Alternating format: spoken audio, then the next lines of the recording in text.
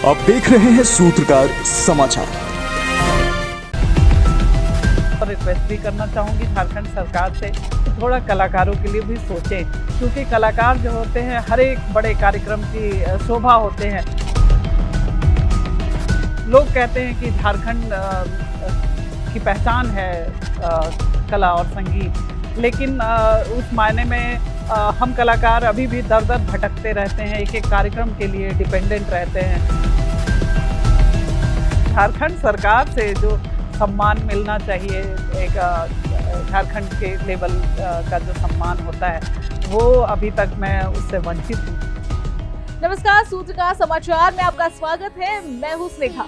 आज हम आपको एक ऐसी शख्सियत से मिलाने जा रहे हैं जिन्होंने अपनी गायकी के दम पर बिहार झारखंड का नाम देश और दुनिया में तो फैलाया ही है, इसके साथ ही अपनी गायकी से इन्होंने कई सम्मान अपने नाम किए हैं। जी हाँ, आज हम आपको मिलवाने जा रहे हैं डॉक्टर मृणालिनी अखौड़ी जी से। आपका बहुत बहुत स्वागत है मैम हमारे सूत्रकार समाचार में। सबसे पहले आपसे जानना चाहेंगे आपके सफर के बारे में, किस तरीके से आपने अपने सफर की शुरुआत की? एक लंबा अरसा गुजर गया, क्योंकि जब 4 साल की उम्र में मैं थी तभी ये जर्नी स्टार्ट हुई थी। मैं हंसते खेलते गाती थी, तो मेरे फादर ने वॉच किया था अखौड़ी प्रमोद जी, तो उन्होंने फिर मुझे सपोर्ट किया, संगीत सिखलाना स्टार्ट किया और क्लासिकल म्यूज़िक के साथ साथ लाइट म्यूज़िक भी मैं सीखी। और उसके बाद धीरे धीरे मंच मिलते गए, बहुत सारे कॉम्पिटिशन्स होते थे गवर्नमेंट के, तो उसमें मैं पार्टिसिपेट करती थी और सभी में लगभग जीतती गई, तो हौसला और बढ़ता गया। बिल्कुल। संघर्ष की बात करें तो इस फील्ड में देखा जाता है अमूमन तौर पर कि कलाकारों को काफी संघर्ष करना पड़ता है अपने मंजिल तक पहुंचने के लिए। तो आपके साथ भी क्या इस तरीके से हुआ? जिस मंजिल पर आप आज हैं, इसके लिए कितने संघर्ष आपको वहां पर पहुंचने के लिए करना पड़ा? संघर्ष तो बहुत है इस क्षेत्र में, क्योंकि आर्ट लाइन जो है बहुत कॉम्पिटिशन्स होते हैं इसमें, क्योंकि आप जब भी कहीं जाते हैं तो आपको अपने से बेहतर कहीं ना कहीं कोई ना कोई दिखाई पड़ता है, क्योंकि एक से एक कलाकार है पूरे विश्व में कहिए तो। लेकिन मेरी एक अपनी अलग पहचान है, मेरी एक अलग खासियत है, वो है मेरी आवाज़। तो मेरी आवाज़ ही मेरी पहचान है, आप अगर ऐसा मान ले तो लोगों को मेरी आवाज़ में गज़ल सुनना काफ़ी पसंद आता है। लोग कहते हैं मेरी आवाज़ मखमली आवाज़ है, उसमें गज़ल बहुत रूह को टच करती है। तो इसलिए मेरे लिए बहुत ज़्यादा मुश्किल नहीं रही, लेकिन फिर भी मैं लगी रही और उसी का ये आज हश्र है कि मैं एक मुकाम पे हूँ। मैम, आपसे ये भी जानना चाहेंगे, कई स्टूडेंट्स ऐसे हैं, कई छात्र ऐसे, कई युवा ऐसे हैं जो अब धीरे धीरे, क्योंकि दौर बदलता जा रहा है और अब धीरे धीरे जो है वो इस तरीके के सिंगिंग कहे, डांसिंग कहे, इसे अपना करियर के रूप में वो चुन रहे हैं। तो क्योंकि आप एक कलाकार हैं और आपने एक मंजिल तक आप पहुंच चुकी हैं, आपने भी कई उतार चढ़ाव देखे हैं, तो करियर को अगर बनाना है इस पर, तो किस तरीके से आप उन्हें सजेस्ट करना चाहेंगी? क्योंकि आज के युवाओं को बहुत ज़्यादा पेशेंस नहीं होता है, उन्हें लगता है बस क्विक सारी चीज़ें उन्हें मिलते रहे और वो तुरंत से बुलंदियों पर पहुँचते रहे। तो क्या कहेंगी, कैसे सजेस्ट करेंगी? मैं हमेशा से बताती आ रही हूँ, क्योंकि मेरा संस्थान है तरन्नुम संगीत संस्थान, मैं दर्शकों को भी बता दूँ, जहाँ लगभग 500 से 600 बच्चे अभी तक सीख के निकल चुके हैं। ये प्रयाग संगीत समिति प्रयागराज से रजिस्टर्ड है और झारखंड गवर्नमेंट से भी रजिस्टर्ड है। तो काफ़ी बच्चे आते हैं और सभी की अलग अलग भावनाएं होती हैं, अलग अलग लोगों का विचार होता है। तो ऐसे अधिकतर लोग होते हैं जो रातों रात स्टार बनना चाहते हैं। तो मैं उन्हें बताना चाहूँगी और जनरली बताती भी हूँ कि इस संगीत के क्षेत्र में अगर आप आगे बढ़ना चाहते हैं तो इसका कोई शॉर्टकट नहीं है।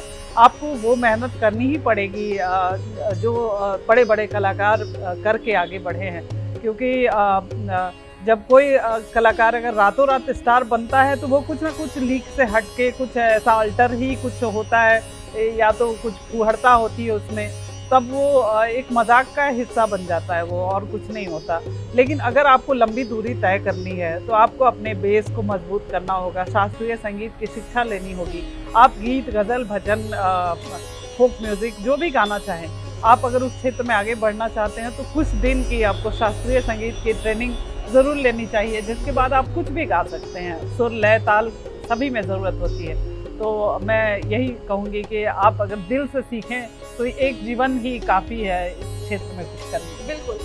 जैसे कि आपने अभी बातों बातों में कहा फुहड़ता, जी। तो एक और सवाल मेरे दिमाग में आया जो मैं आपसे जानना चाहूंगी, क्योंकि आप इस क्षेत्र में मतलब गायकी के क्षेत्र में हैं आप, जी हाँ। और आप बिहार और झारखंड से आती हैं, तो बिहार का नाम सुनते ही जब भी किसी भी स्टेट में किसी भी लोग बिहार से रिलेटेड करके अगर किसी गाने को देखते हैं तो उस गाने का मतलब ही उनके दिमाग में जो आता है फुहड़पन। जी हाँ। लेकिन ऐसा नहीं है, बिहार में भी कई सारे खूबसूरत गीत है जो दिलों को छू जाते हैं, जिनके ऐसे आवाज है, ऐसे गीत है, ऐसे गायक है वहाँ पर। सही बात। तो किस तरीके से इसे आप बदलने की कोशिश, क्योंकि आप भी उसी जगह से आती हैं, आप भी गीत गाती हैं, फेमस है, तो किस तरीके से इस मेंटेलिटी को आप चेंज करना चाहेंगे? मेंटालिटी को चेंज करना तो बहुत मुश्किल है, लेकिन मैं ऐसे लोगों को बताना चाहूँगी कि जैसे अगर आप संगीत क्या चीज़ है, लोग कहते हैं कि सीधा ऊपर वाले से कनेक्शन होता है संगीत में। जब अचानक आप कोई संगीत सुनते हैं तो अचानक आपके आँख से आंसू आ जाते हैं, आपके रोंगटे खड़े हो जाते हैं। तो ये सब क्या है? ये संगीत का जादू है जो कि ऊपर वाले से कनेक्शन होता है और अचानक ही सहसा आपके आँख से आंसू निकल जाते हैं। तो वो रियल संगीत है। अगर आप ऐसे ऐसे गीत बना के जिसमें शब्द ऐसे हैं या महिलाओं की का अपमान होता है, ऐसे गीत बनाकर आप नाम शोहरत बटोरना चाहते हैं तो ये कोई बहादुरी का काम नहीं है।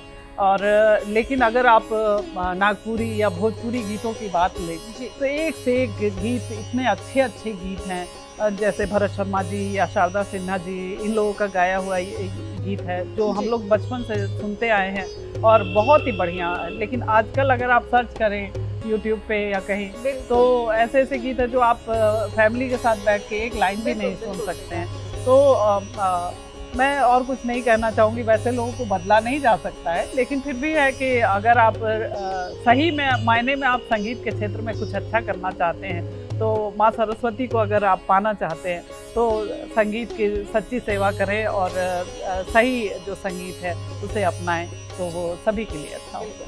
मैम, जिस तरीके से आपने कहा कि आप एक इंस्टीट्यूट चलाती हैं, कई सारे बच्चों का भविष्य आप बना रही हैं, कई सारे बच्चों का भविष्य बन चुका है, तो इसके साथ ही जिस तरीके से झारखंड के कलाकारों की बात की जाए, हम हमेशा देखते आ रहे हैं, चाहे हम कोलकाता की बात करें, चाहे साउथ की बात करें, जिस स्टेट की बात करें, वहाँ के जो कलाकार हैं वो धीरे धीरे बढ़ रहे हैं, उनका डिमांड बढ़ रहा है, उनकी ख्याति बढ़ रही है।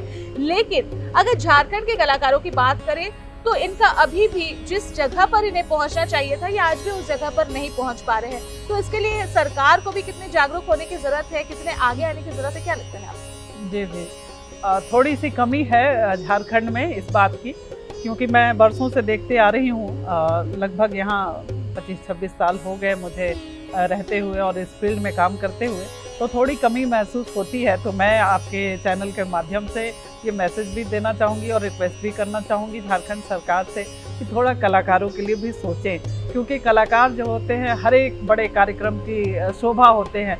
पहला जो होता है आगमन के बाद वेलकम जो करते हैं वो कलाकार ही करते हैं, वो आप चाहे मुख्यमंत्री आए, गवर्नर आए या राष्ट्रपति आए या प्रधानमंत्री आए। तो जब हम कलाकार पहले स्थान पे आते हैं तो सही मायने में भी हमारा स्थान ऊंचा होना चाहिए, समृद्ध और होना चाहिए झारखंड, क्योंकि लोग कहते हैं कि झारखंड की पहचान है कला और संगीत, लेकिन उस मायने में हम कलाकार अभी भी दर दर भटकते रहते हैं, एक एक कार्यक्रम के लिए डिपेंडेंट रहते हैं। तो कुछ ऐसा स्थायी कुछ व्यवस्था होनी चाहिए कलाकारों के लिए, जैसे कला अकादमी का निर्माण होना चाहिए, सूचना जनसंपर्क विभाग या कला संस्कृति विभाग में बहाली होनी चाहिए हम कलाकारों की। जो हमारा अनुभव है उसे झारखंड सरकार को लेना चाहिए, जिसके जरिए और भी झारखंड यहाँ समृद्ध हो सके। तो ये सपोर्ट बहुत ज़रूरी होता है हम कलाकार। आपके गायकी के क्षेत्र में आपको काफी सम्मान मिला हुआ है, 2022 आपके लिए काफी अहम रहा। पहला आपको नेल्सन मंडेला पीस अवार्ड से नवाजा गया, उसके बाद आपको जून महीने में ही डॉक्टरेट की सम्मान से आपको नवाजा गया। तो कैसा लगता है, कैसा महसूस होता है जब इस तरीके से अपने एक टैलेंट के बदौलत सम्मान मिले, दुनिया में लोग पहचाने, तो कैसा महसूस होता है? बहुत खुशी होती है। और मैं बताऊँ, ये Nelson Mandela Nobel peace award मुझे मिला जून में, तो ये मेरे लिए बहुत बड़ी उपलब्धि थी, क्योंकि ये अवार्ड जो है वो यूएसए से दिया जाता है, हमारे प्रोफाइल मांगे जाते हैं, उसके बाद सेलेक्ट किया जाता है, तब ये अवार्ड के लिए आपका नाम चयनित होता है। तो डॉक्टरेट की भी उपाधि मिली हार्वर्ड यूनिवर्सिटी से। तो ये सम्मान सभी को मिलता नहीं है, तो मैं उस लिस्ट में हूँ, ये मेरी खुशनसीबी है। तो वही है, बरसों की मेहनत है, तो अब लगता है कि कुछ ऐसा हो कि लगे कि बरसों की मेहनत सफल हो। जी तो ये सारे अवार्ड मायने रखते हैं, लेकिन झारखंड सरकार से फिर से मेरी गुजारिश है कि झारखंड सरकार से जो सम्मान मिलना चाहिए, एक झारखंड के लेवल का जो सम्मान होता है, वो अभी तक मैं उससे वंचित हूँ। तो उम्मीद है कि ये भी नसीब हो। बिल्कुल बिल्कुल। हम आपसे आखिरी में एक सवाल नहीं, हमारी रिक्वेस्ट होगी आपसे, हमारे दर्शकों के लिए 2 लाइन गुनगुना दें। जी जी, मेरी गज़ल की एल्बम आई थी, वो झारखंड की पहली गज़ल की एल्बम थी, यादें नाम से, जो अभी आपको आप सर्च करेंगे तो जियो सावन पे, यूट्यूब पे और कई ऐसे म्यूज़िक जो चैनल हैं, प्लेटफॉर्म हैं, उस पर आपको मिलेंगे, गाना.com पे ये मेरी गज़लें मिलेंगी, जिसे आप अपना कॉलर ट्यून भी बना सकते हैं। मेरे मोबाइल का भी कॉलर ट्यून है, चले भी आओ, ये गज़ल है। तो एक और गज़ल है जो काफ़ी पसंद किया दर्शकों ने उस वक्त, इंदर सिंह नामधारी जी थे, यहाँ के विधानसभा अध्यक्ष, उन्होंने इस एल्बम का इनॉग्रेशन किया था और काफ़ी सफल रहा था। हर एक गज़लें लोगों के द्वारा काफ़ी पसंद की गई थी, उसमें से एक मैं सुना रही हूँ जो मुझे भी बहुत पसंद है।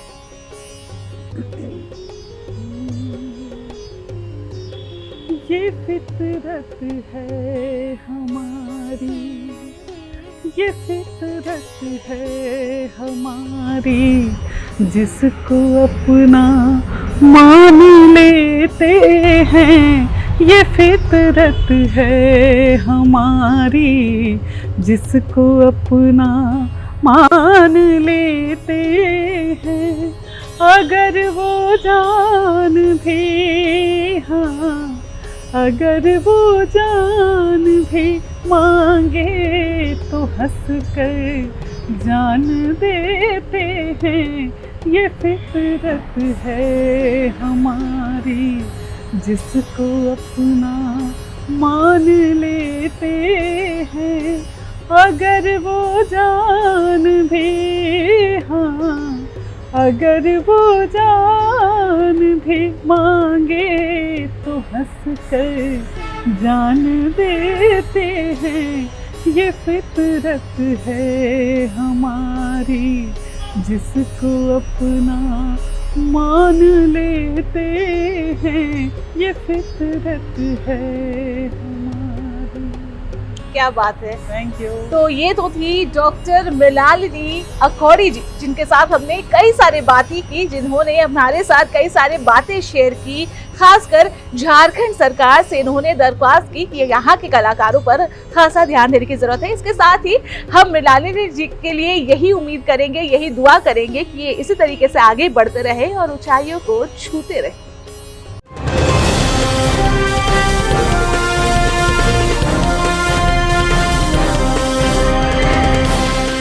आप देख रहे हैं सूत्रकार समाचार।